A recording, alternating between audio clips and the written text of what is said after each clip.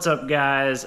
Today I am going to start working on changing the water pump on my 2011 Infiniti FX35. It has the VQ35HR motor in it, so in order to do that we got to remove the timing cover, and while I'm in there I'm going to be replacing some other stuff that's known to fail. So we'll do that while I'm in there. I'll show you how I'm going to do that and document that to hopefully help you guys out, to be able to save some money, because to take this somewhere else to do is quite expensive. Alright guys, so we have the parts here. I ordered these from Z1. I spoke with Aaron in sales there. He was super helpful, super knowledgeable. He had previous experience working in a Nissan dealership and doing this job, so he knew a lot about it. He also said he helped one of his buddies do this on a 370Z, I believe, a couple weeks ago. So anyway, he was able to help me out and make sure I got everything I needed. So for this job, like I said, I'm going to be replacing the water pump. While we're in there, we're going to also be replacing the oil valley gaskets, which are prone to failure. They also sent me the cam covers gaskets and some other O-rings that can be replaced while we're in there. We also have the timing chain guides, which are known to fail, and the timing chain tensioner, which are supposed to typically be fine, but while we're in there we're going to go ahead and replace that. For some reason I got two of them. They're different. This is the one I've seen in all the videos, so that's the one I'm sure that I need. I'm not sure why that ended up in my box. We also have the gray gasket maker. We're going to be using that to redo the gaskets on the timing chain cover and the oil pan. Aaron also told me that their shop, Z1 Motorsports, located down in Carlton, Georgia, that their shop would charge about $800 to $1,200 in labor for this job. He said at the dealership it'd be probably somewhere north of $2,000. So by doing this myself, I'm saving a lot of money, but it is a big job, and so we're going to get started on that. Alright guys, had a little problem with the GoPro. Not sure what's going on with that, but the videos I recorded earlier, they weren't on there, so starting from where I'm at right now, which is still pretty early in the process. So we got the car up on the lift, just working on draining the radiator fluid. Then I'll drain the oil. We have to take off the oil pan in order to get to some bolts that go up in here and hold the bottom end of this cover on. And then we also have to remove some accessories, take off hoses, take off belts, all kinds of fun stuff in order to be able to just get to this timing chain cover.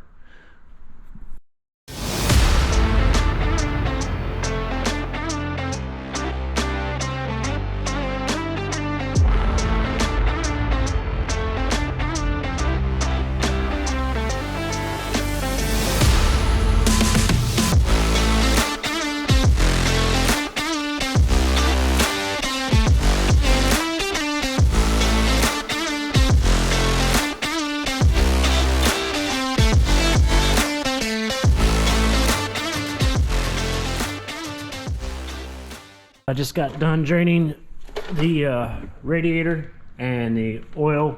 Went ahead and removed all the oil pan bolts, so I can pop this cover off now. I want to be careful and need to pry this off somehow without damaging the aluminum casting. It's very soft, so I'm getting ready to try and pop that off now. That way we'll be able to access the two bolts on the lower side of the engine cover. Then I got to move on to removing the belt and the accessories, and so we're just going to keep on going. Another thing I wanted to mention here, guys, is I replaced this radiator just a little over a year ago. The radiator cracked where the upper hose, the hot side goes into the radiator, split right beside that on the plastic end caps. So I replaced the radiator last year along with the hoses, the serpentine belt, and a thermostat that should be right down in there somewhere. I replaced all that, everything's been fine for nearly a year. And then last week when I went on a trip, the car started overheating. One thing I noticed was that the overflow tank there was dry, so I filled that up and the problem went away that day. Returned a couple days later on my return trip home, and when I got home I found the radiator cap. I hadn't replaced it, so when I took it off I noticed there was some corrosion, some crystallized fluid here. I wire brushed all that off, and also the rubber gasket on the old one, it had that crystallized fluid on it as well.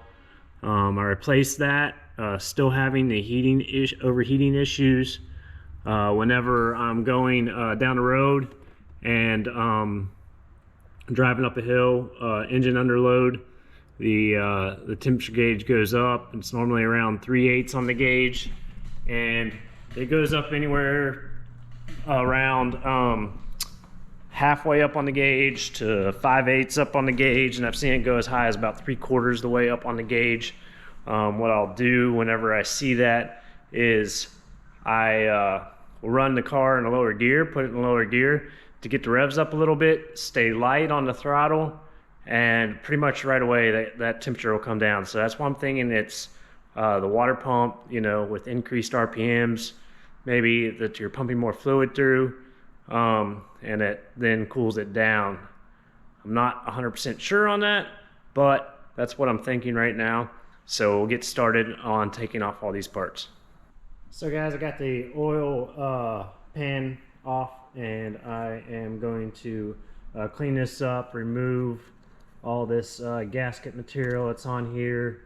Just want to be careful not to score the sealing surface, so I'm going to try to use a razor blade for some of this bigger stuff, and then I got to try and see if I can find something else to get this other stuff off here. And then once I'm done with that, I'll have to go underneath the car and do the same thing on the bottom of the motor casting.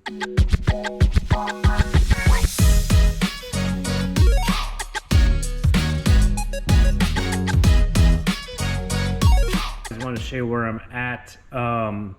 I've got the lower radiator hose removed, serpentine belt off. Have the upper radiator hose disconnected, got to remove it. Realizing I got to pull out the radiator in order to get my impact wrench on the crank pulley.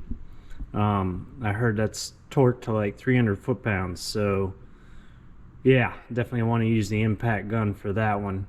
Got a couple bolts removed. Took out airbox, got to get that airbox out. I removed the reservoir, the upper cover, the engine cover. There's the other airbox. Also, I got the oil pan removed. I got all the gasket removed off that as much as I could. This oil pan, I was a little bit surprised. It was clean, 134,000 miles. I thought there might be a little sludge in here or something. Just goes to show, if you take care and change your engine oil as you should, everything should look good.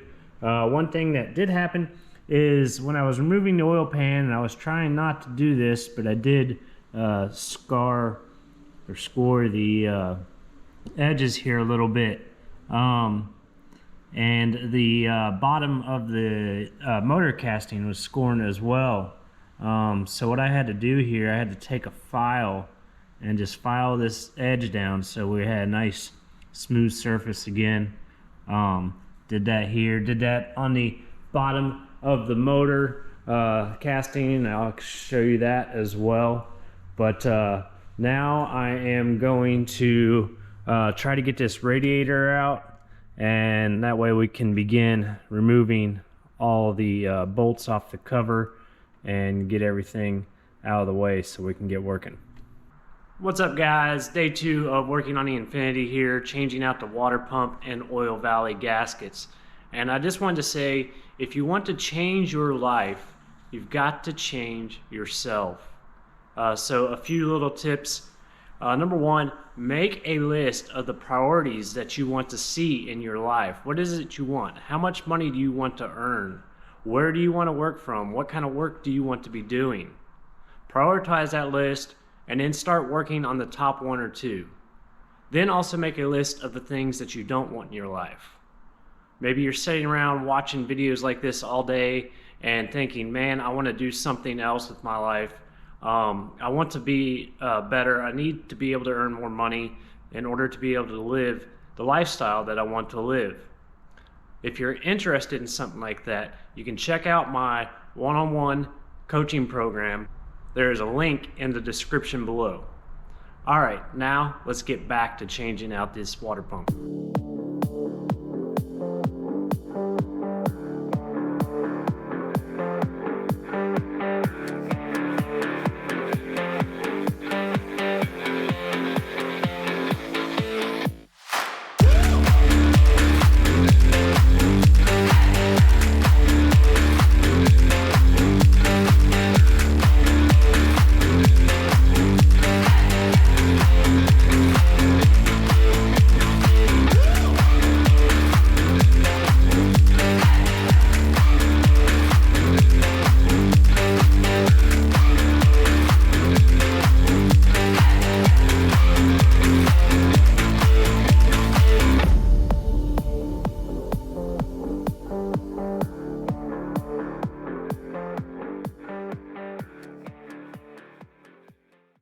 What's up, guys? Day 3 here, working on the Infiniti, and I wanted to point out a couple things. I pretty much got everything removed in order to take the timing cover off.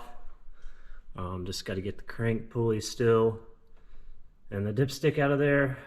I'm not sure how I'm going to get this crank pulley off yet because my impact gun doesn't quite fit between the radiator fans and the pulley with the shortest socket, and whenever you torque it, it spins. I've seen some other suggestions using some ratchet ties to try to ratchet this thing to the frame rails to keep it from spinning, so I think I might try that. But one thing I wanted to point out over here, we got the alternator off, the power steering pump is out, and this here is the power steering bracket. It mounts on the side of the motor like so, right down in here, and these 2 bolts on the back here, I wasn't able to get to those with the power steering pump on, so I had to actually disconnect the power steering high pressure line and move the pump out before I could get to these bolts. So just a heads up for you, something that might help you out if you're ever doing this job. But I'm going to get back to work here and I'll show you the progress. I finally got the timing cover off. Couple of things I wanted to point out. Number 1, the AC compressor down here. I had unbolted the front 2 bolts and I was hoping not to have to completely remove that, but I did find out it was it prevents the cover from sliding off, so I had to unbolt the back bolt. Also unbolted the 2 bolts on this oil line holder down there at the bottom, just to get a little bit more room in here in order to be able to get that out. What's up, guys? It's day 5 here working on the Infiniti, and just want to let you know a little bit more about the time it takes to do this job. The first 2 days were pretty much full days, 6 to 8 hours each, and then the day 3 and 4 were only like half days, like 3, maybe 4 hours spent actually doing work on the vehicle. Those days I was running around and I was having trouble getting the harmonic balancer crankshaft pulley off, so I had to try to figure out some creative solutions and borrow some tools from people. So that slowed me down a bit. And of course, I'm making videos while doing all this, so it's taking even more time, probably about an extra 20 to 30% more, just because I'm making these videos while I am doing this. Anyway, I'm here working on the timing cover, getting it cleaned up, so I'm going to show you that now. So we got the timing cover off, as well as the camshaft covers. I've got these pretty well cleaned up, but I'm just cleaning off the sealant on the timing cover. As you can see, where this seals here, the seal or the RTV will go whenever we put it back on goes around here and up around, and then of course all the way around, and then it also goes around this opening here, as well as these holes here, 4 or 5 holes here and there. So anyway, I'm just in the process of cleaning that up. And also you have the seal goes along the oil pan across the bottom of this. So we'll have to get all this cleaned up, get these seals replaced, and get it ready to put back in the vehicle.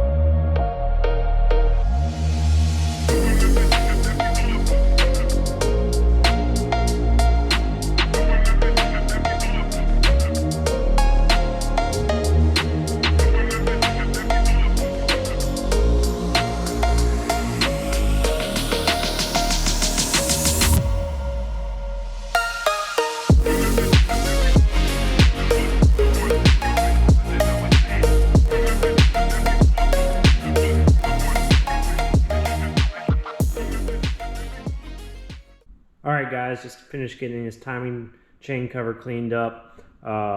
One thing that I did notice, there was a couple little areas here where I was removing this and using some screwdrivers to kind of pry on this case, and it just scored the surface a little bit, caused the metal to be dug into and come up. So I took a file, just real gently ran it across that, ran off the high spots, just very little material removal, just running off those high spots, and now it's nice and smooth.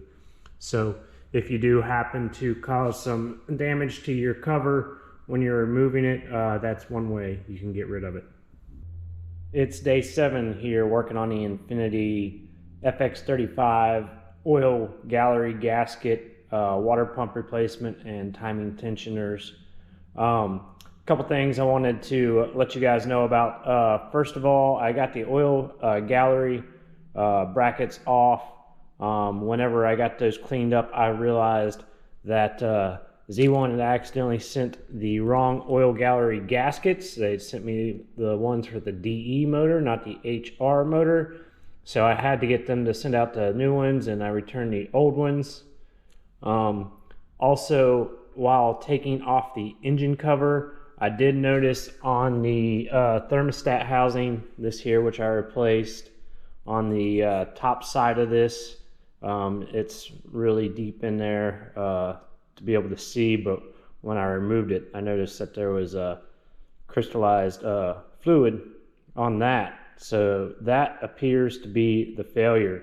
The gasket was leaking up here on the top side, like I said. So there's that. The old water pump, whenever I put in the new one, I tried this out. It looks to be in decent shape, pretty good shape. I did notice that the new one does spin a little easier. Just probably some bearing wear there. But that's the old one, and it looks to be not too bad of shape. One other thing I ran into when I was removing the oil gallery gasket brackets here, the plates, I stripped out one of the screws. I hope you can see that there. I tried some different things. I tried different screwdrivers. I tried even using some easy outs. When I used the correct number easy out, it was just spinning. I tried a bigger one, it still spun. So what I ended up doing is grinding with a Dremel the notches on the screw head in order to be able to use even bigger screwdriver, and I ended up using a wide flathead screwdriver. And once I got these notches ground wide enough, I could get that in there, then that pulled it out pretty easily. Got to be careful not to cut too deep into this material. I was afraid of drilling this out any farther and getting into the threads. So I was glad I did not have to do that. And also when I was grinding, I didn't want to destroy the surface on the bracket itself at all. So I had to be very careful. But anyway, that's out. I'm getting ready to put in the new gaskets on these, and I'll show you that process now.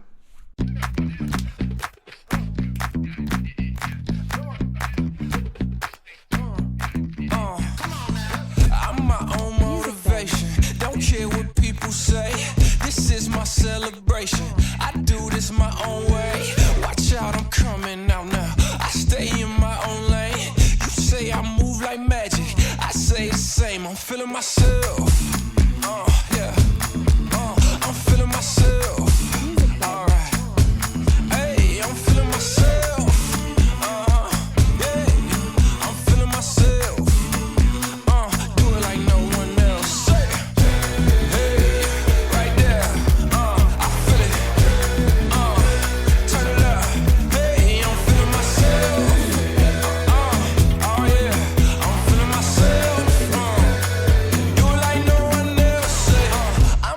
Birthday party, watch out, I need my cake. I drip off from my body, make them do a double take. Watch me come alive in the nighttime, still living life in the day. You ask me how I get this good, I was born this way. I'm feeling myself. Hey, I'm feeling myself. Oh yeah, hey, yeah, I'm feeling myself. Let's go.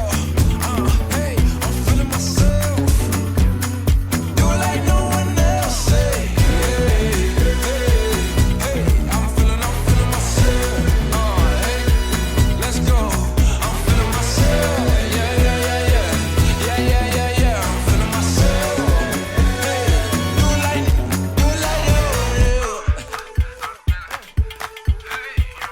Music bed.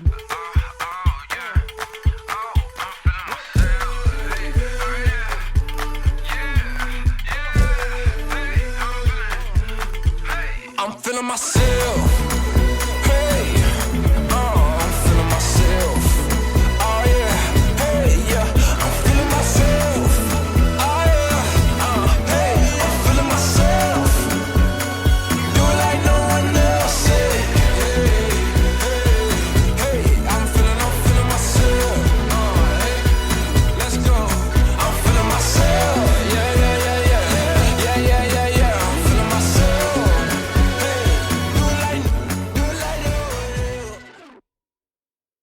Where did all the parts go? Oh, look. She's back together, guys. So on day 7, I finished installing the oil gallery gaskets, timing chain, tensioners, and guides. Whenever I had taken everything apart, the left-hand camshafts had slipped a couple teeth on the timing chain. I aligned the timing mark on the crankshaft pulley before pulling off the cover. Whenever I took off the cover, I saw that the marks weren't in order. So what I had done there is I'd used a paint marker to mark the camshafts and the crankshaft along with a mark on the timing chain, so that whenever I put things back together, I could make sure that everything was in order. But what had happened was that the left-hand camshaft mark on the chain had came off over time because of the oil on the chain. So what I had to do was count the number of chain links between the marks for the camshafts, and then I used that number and I put the camshaft back to the correct number of teeth between the top dead center marks. And so when I did that and I put everything back together and I turned the motor over, the marks on the chain did not align with the original timing marks on the camshafts and the crankshaft on day 7. So the dad of one of my friends, who was not a mechanic his whole career, and we turned the engine over, things weren't lining up, so we took off the tensioner. Whenever we took off the tensioner, then everything lined up. So we started putting things back together, and we got pretty excited yesterday and just went to town on this thing. We got about 80% of it done yesterday. I spent a couple hours this morning putting everything else back together. We got to wait about 48 hours for the silicone to set up on the timing chain cover and oil pan gaskets, and then all it's left to do is put the engine oil in, fill the coolant system, and bleed the power steering. Then everything should be done. So that wraps it up for this video here. I'll share with you the diagrams I found online along with the torque specs for everything inside the timing chain cover now. All right, here's the timing cover bolt pattern that I found. And I actually found a few different ones of these, and they were in different orders. But this one looks like it's from Nissan, so this should work well. I think the important thing here is to start in one area, kind of work your way out, get the overall plate moving together, and then torque the bolts down in steps. So you might want to do just a finger tight and then half torque and then a full torque. For the torque specs I found on this motor, the water pump is 85 inch-pounds. The upper tensioner guide is 75 inch-pounds. The tensioner bolts is 75 inch-pounds.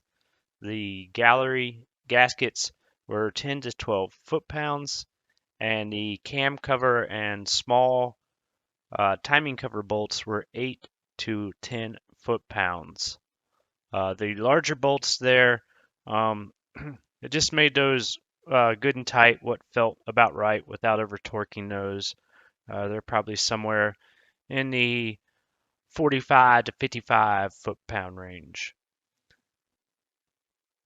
And for the cam gasket diagram, here is the bolt pattern I found for that. So I hope this guys helped you. I hope you enjoyed this video. If you want to see more videos like this, please let me know in the comments below. Be sure to like and subscribe. Thanks so much and have a great day.